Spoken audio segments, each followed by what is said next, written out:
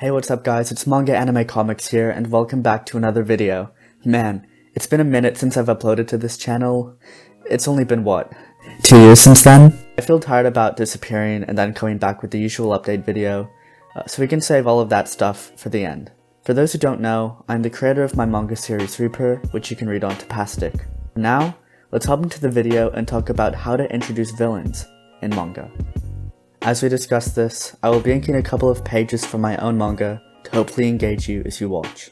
So, what is the purpose of setting up villains and antagonists in your story? Villains set out the events in the story to take motion. They've been the foundation of many stories for centuries and are introduced in order to challenge the protagonist with a clashing of ideals, plans, and goals. There have been countless great villains that have been presented to us, not just within the realms of manga and anime, but throughout cartoons, movies, novels, and other forms of entertainment. However, one story tool that I've always been fascinated with is the introduction of these fearsome characters and how effective they are at presenting to the reader or viewer the amount of threat they possess against our protagonists. Now, there are hundreds of different ways to introduce villains, as seen throughout thousands of different sources of entertainment. But in this video, I would like to go over just a few that encompasses what I think are the majority in most manga and anime, which are the build-up, hinting, and the reveal. Now, just as a warning, I will be discussing a few villains from different manga, anime, and movies, so if you would like to skip ahead at any point, feel free to do so. The build-up of a villain is what I like to call the prepubescent introduction. Build-up is the period of preparation and gradual increase that leads into a problem before the event. Building up your villain lets the audience know that there's a character that isn't on the protagonist's side, that they have a different viewpoint on things, and generally aren't the usual way someone may handle or deal with things. At the end of Marvel Studios' Avengers, after we witness the team-up of Earth's mightiest heroes defeating Loki and his Chitauri army, and after the credits, we are given a look into an unsettling territory in space, where we are shown a glimpse of the mastermind behind the attack on Earth. A quick but menacing reveal of Thanos, whom I'm sure all of you know what happens later down the track. What makes the build-up so great is that it invests the viewer into finding out who and why he did what he did, making them continue on watching the saga of many movies. At the end of Batman Begins, we are given a build-up for the Joker as a cliffhanger and begin the sequel, The Dark Knight, with a chilling and eye-grabbing heist led out by the man himself.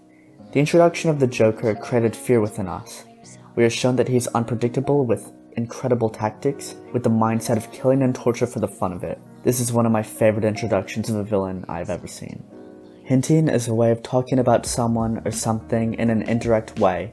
In stories, villains can be mentioned and name-dropped throughout the story, which lets the readers and viewers know that this character or event will most likely be important in the story, either very soon or later down the track. What I love about the use of hinting of villains is, just like the build-up, is a gradual increase to the reveal of the villain, but in my opinion, I see hinting as a more subtle and quiet way of the build-up.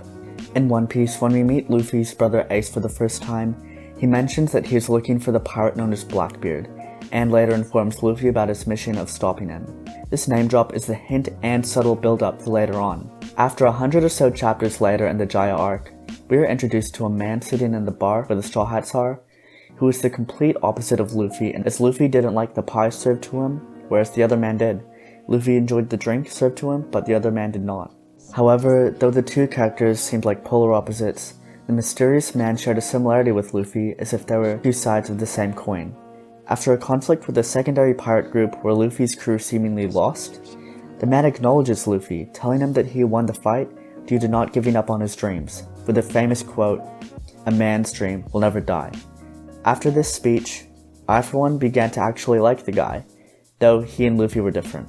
Not long after, another mysterious man named Lafitte is introduced at a government meeting where he explains that he is a member of the Blackbeard Pirates, and that he nominates his captain to be named a warlord of the sea.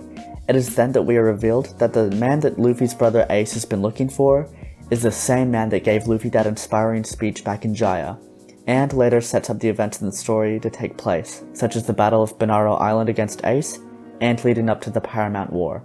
Blackbeard was not only hinted at, but his actions were also hinting at the final war of the first half of the story, both a character hint and hinting at a later event to come. What I really love about Blackbeard's introduction is how closely tied he is to the story of One Piece, even though he wasn't introduced near the beginning of the story, and how he's connected to so many of the characters. Even currently in the story, there are new things we're finding out about him, and just adds on to the mystery of his character overall. Another villain introduction I would like to talk about is the God of Death, or the Reaper, in Assassination Classroom.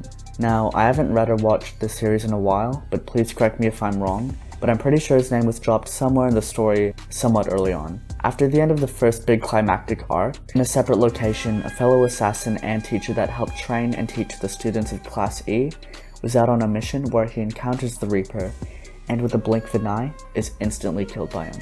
What makes this character so memorable for me is how simple yet intense his reveal was.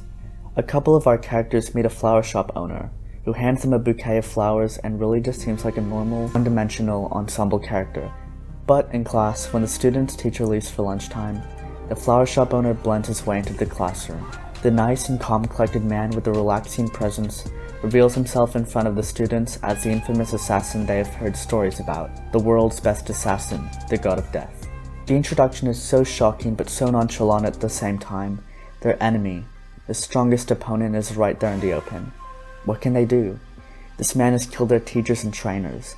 How do they prevent this from happening any further? When will their teacher return to help them? This surprise in the story really grabbed my attention and readers' attention alike.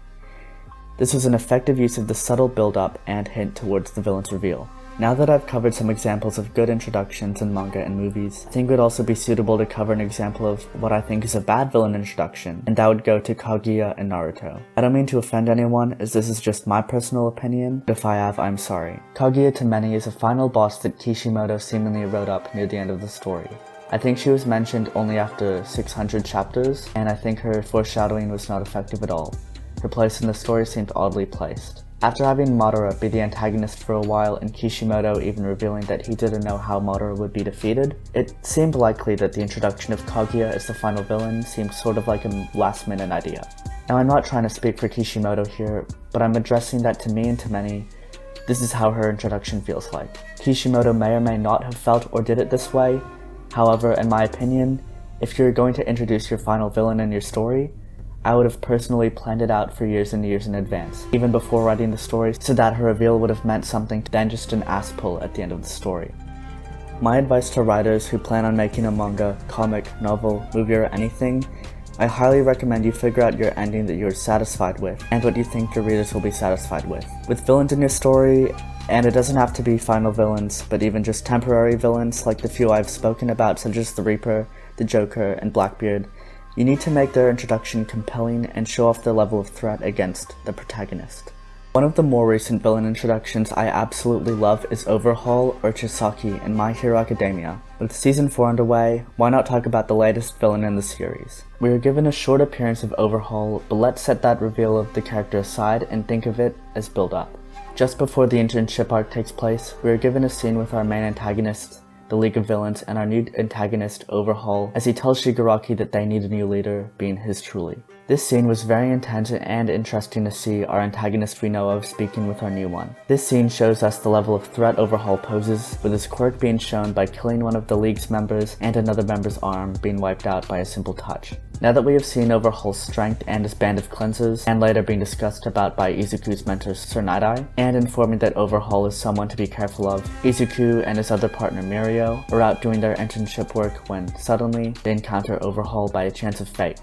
Similar to the introduction of the God of Death, the reveal of Overhaul to our protagonist is shocking, intense, and nerve-wracking. What are our heroes supposed to do? How do they react? What do they say?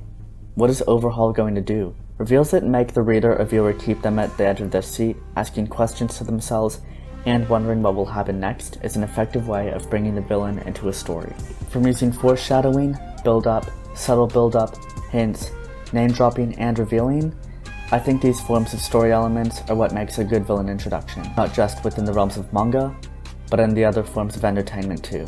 The reason why I wanted to talk about this topic today with you was because in these couple of pages I was thinking, there are the scenes in my story where my villains are being built up. For those of you who have read my manga, I won't be spoiling much, but here's what to expect coming soon. This is the setup for the current arc in the story, and one of the villains here actually has ties to one of my protagonists, and I'm very excited for you all to read it. For those who haven't read my manga webcomic Reaper yet, I'll put a link in the description for you if you would like to read it. You can click subscribe to my channel. I haven't uploaded a video in a while, but your support means a lot. You can also hit the notification bell so that whenever I next upload a video, you will know instantly once my video goes live. I'm not making any promises, but I will do my best to upload whenever I can. I owe it to those of you who actually take the time to sit down and listen and watch my videos. For those of you who made it all the way to the end of the video, if you could hit that like button, that would be amazing. It really helps out the video and lets me know that you enjoyed it. If you would like to discuss anything or say anything at all in the comments too, that would be greatly appreciated. Thank you. Peace.